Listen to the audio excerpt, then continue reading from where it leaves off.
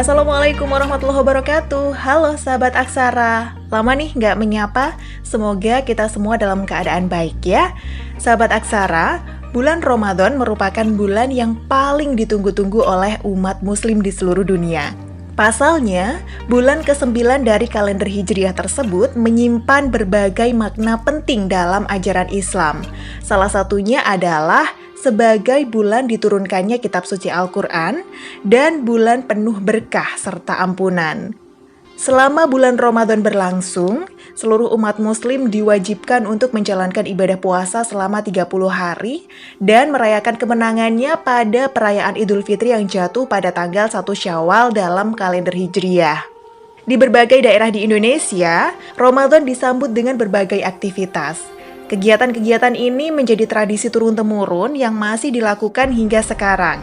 Nah, meskipun di 3 tahun ini kita tidak menjalankan kegiatan-kegiatan tersebut, tetapi kita perlu mengingat-ingatnya lagi. Semoga pandemi ini cepat berakhir dan aktivitas atau kegiatan sebelum bulan Ramadan ini nantinya bisa dilaksanakan lagi di tahun berikutnya ya. Nah, penasaran apa saja tradisi unik yang dilakukan di berbagai daerah Nusantara dalam menyambut bulan suci Ramadan? Simak videonya sampai akhir ya. Aksara, kanal cerita inspiratif. Yang pertama adalah munggahan di Jawa Barat.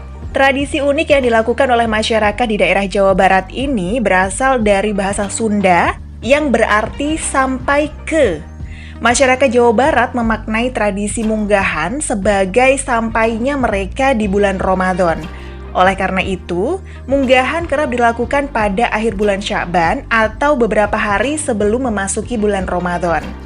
Tradisi yang sudah ada sejak masuknya ajaran Islam di tanah Sunda tersebut dilaksanakan dengan botram atau makan bersama, saling minta maaf, bersilaturahmi ke rumah keluarga atau kerabat, dan melakukan bebersih di tempat ibadah dan makam keluarga.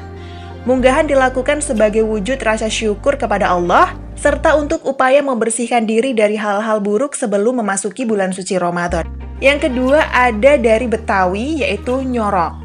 Tradisi Betawi yang disebut dengan nyorok dilakukan dengan membagikan bingkisan kepada saudara-saudara sebelum memasuki bulan puasa dan juga sebelum Idul Fitri. Nah, tradisi yang dilakukan oleh warga Betawi di Jakarta umumnya berawal dari anggota keluarga termuda yang mengunjungi saudara-saudaranya yang lebih tua dan orang yang dituakan di kampungnya, lalu membagikan bingkisan berupa sembako dan makanan khas Betawi. Dahulu, bingkisan yang dibagikan ketika melakukan nyorok diletakkan di dalam rantang yang terbuat dari anyaman daun pandan. Namun, seiring perkembangan zaman, kini masyarakat Betawi menggunakan rantang besi atau kotak makan untuk membagikan bingkisan nyorok. Makanan khas Betawi yang sering dibagikan saat tradisi nyorok diantaranya adalah sayur gabus pucung, ikan bandeng, dan olahan daging kerbau ya. Yang ketiga adalah megang dari Aceh. Mohon maaf kalau bahasanya salah, ini bisa dibenarkan ya sahabat Aksara. Megang menjadi salah satu tradisi tahunan yang dilakukan oleh masyarakat Aceh sebelum memasuki bulan puasa dan hari raya Idul Fitri maupun Idul Adha. Tradisi ini lahir pada masa kerajaan Aceh, yakni sekitar tahun 1607 sampai 1636 Masehi. Kala itu, Sultan Iskandar Muda memotong hewan dalam jumlah besar dan membagikan dagingnya kepada seluruh rakyat Aceh sebagai ungkapan rasa syukur dan tanda terima kasih kepada rakyatnya. Alhasil, tradisi ini pun mulai mengakar di antara masyarakat dan dilaksanakan dalam menyambut hari-hari besar umat Islam hingga saat ini. Megang dilakukan dengan memasak daging dalam jumlah besar dan menyantapnya bersama keluarga, kerabat, dan anak-anak yatim piatu. Tak jarang, daging yang sudah dimasak dibagikan masjid untuk dimakan oleh tetangga dan warga lain, sehingga semua orang dapat merasakan kebahagiaan melalui sedekah dan kebersamaan. Yang keempat, kali ini ada Malamang dari Sumatera Barat. Malamang merupakan salah satu tradisi turun-temurun masyarakat Sumatera Barat yang dilakukan oleh kaum ibu-ibu dalam menyambut datangnya bulan Ramadan. Sesuai namanya, malamang memiliki arti memasak lamang, yakni sajian yang terbuat dari beras ketan putih dan santan yang dikukus di dalam batang bambu muda. Tradisi yang telah dilakukan sejak ratusan tahun silam berawal ketika Syekh Burhanuddin, pembawa ajaran Islam di Minangkabau, tengah bersilaturahmi ke rumah penduduk dan menyarankan masyarakat untuk menyajikan lamang ketika membagikan makanan kepada satu sama lain agar menghindari makanan haram. Di daerah Pariaman dan Agam, tradisi ini masih melekat di masyarakat dan bahkan menjadi tradisi yang tidak hanya dilakukan ketika menjelang bulan puasa, namun juga di berbagai perayaan besar maupun acara keluarga. Tujuan dari tradisi unik ini adalah untuk berkumpul bersama sanak saudara serta mempererat tali kekeluargaan. Nah, yang kelima adalah Apeman dari Yogyakarta. Tradisi Apeman rutin dilaksanakan tiap tahunnya oleh masyarakat Yogyakarta menjelang datangnya bulan suci Ramadan. Sebagai kota destinasi wisata kelas dunia, tradisi yang mulanya dilakukan sebagai ungkapan rasa terima kasih dan syukur kepada Yang Maha Kuasa ini juga digelar di Jalan Malioboro dan Jalan Sosrowijayan untuk menjadi daya tarik wisatawan.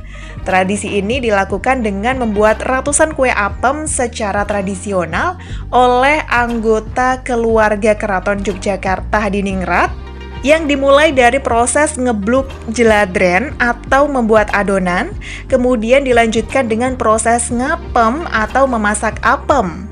Tradisi apeman dipimpin langsung oleh permaisuri sultan dan diikuti bersama oleh para perempuan dari keluarga keraton lainnya. Kemudian yang keenam dari Semarang ada Dukderan. Tradisi Dukderan kini tidak hanya menjadi tradisi yang dilakukan oleh umat muslim di Semarang menjelang bulan puasa saja, namun telah menjadi sebuah festival tahunan yang menjadi ciri khas kota Semarang. Festival ini pun dihadiri oleh berbagai lapisan masyarakat yang tinggal di kota Semarang dan dilakukan untuk merayakan keanekaragaman etnis, budaya, kuliner, dan seni yang ada di Semarang. Istilah Dukderan berasal dari kata duk yang merupakan suara dari beduk dan deran yang berarti suara mercon. Sebagaimana perayaan tersebut identik dengan arak-arakan yang diwarnai oleh suara beduk dan mercon. Tradisi yang telah bergulir di Semarang sejak tahun 1882 tersebut dimeriahkan dengan Karnaval Warak Ngendok yang merupakan simbol hewan yang menyerupai kambing dan berkepala naga. Karnaval yang berawal dari halaman kantor Balai Kota sampai Masjid Agung Semarang tersebut nantinya akan dilanjutkan dengan pembacaan suhuf halakoh dan penabuhan beduk. Yang ketujuh ada Pacur Jalur Riau.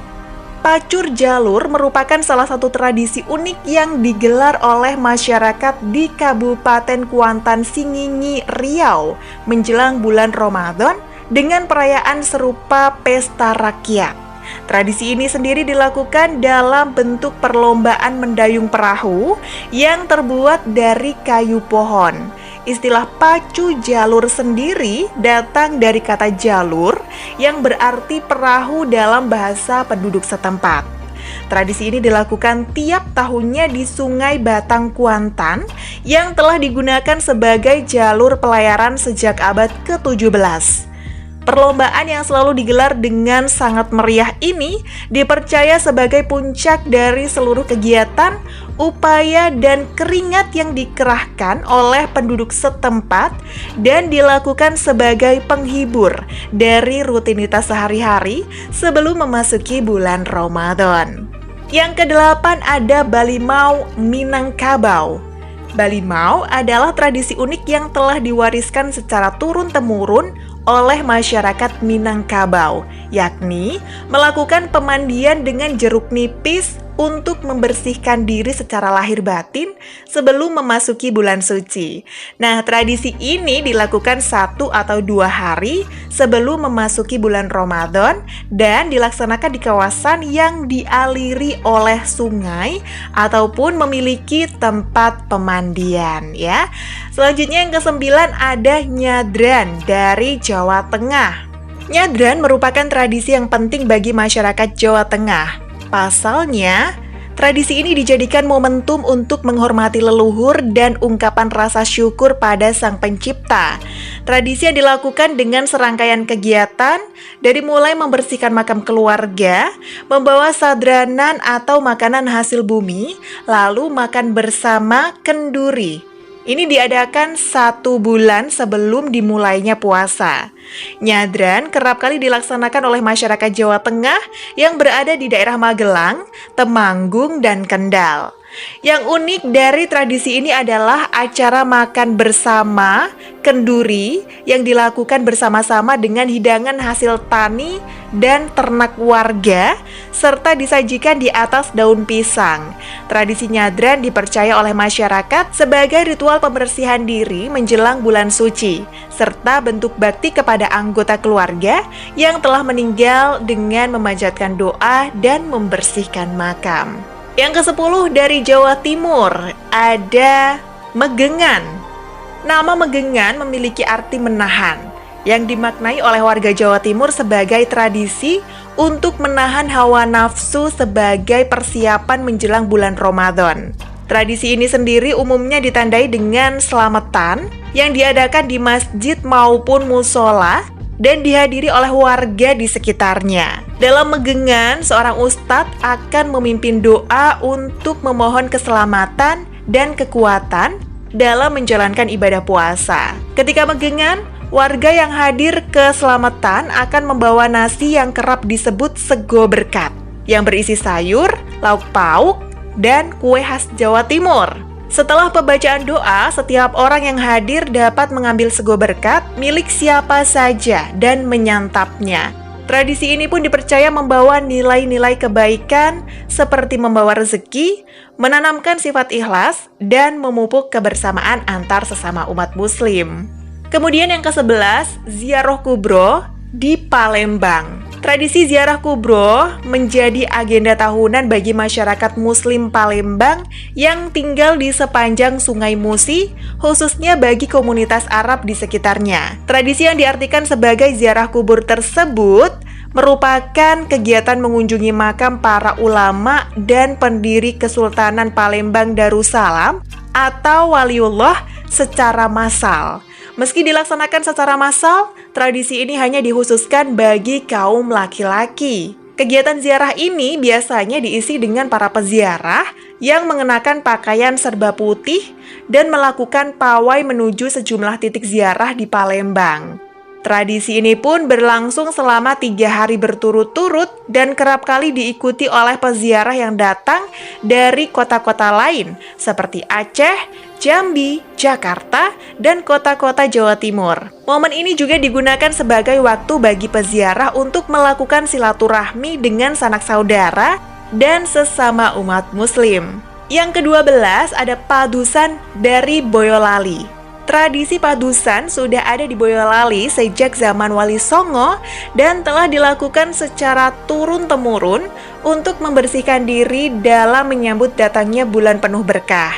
Awalnya, tradisi ini dilakukan dengan mendekati sumber mata air yang dipercaya oleh warganya bisa mendatangkan berkah dan rezeki. Lalu, masyarakat akan membersihkan diri di mata air tersebut. Perbedaan dari padusan dengan tradisi-tradisi pemandian lainnya adalah padusan harus dilakukan seorang diri, sehingga orang yang melakukan dapat merenung dan merefleksikan kesalahan-kesalahan yang pernah dilakukan di masa lampau.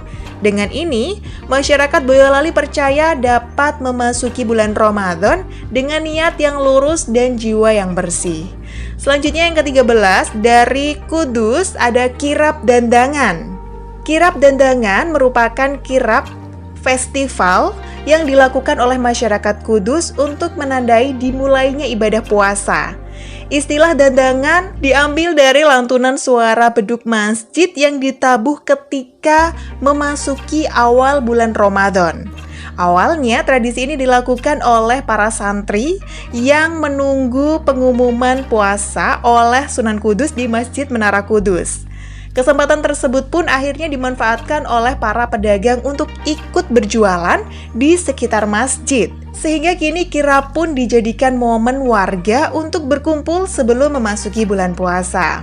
Selama kirap berlangsung, desa-desa yang ada di Kudus akan menampilkan kehebatan desa mereka dengan mengarah kerajinan yang mereka buat dari Jalan Kiai Telingsing menuju Masjid Menara Kudus.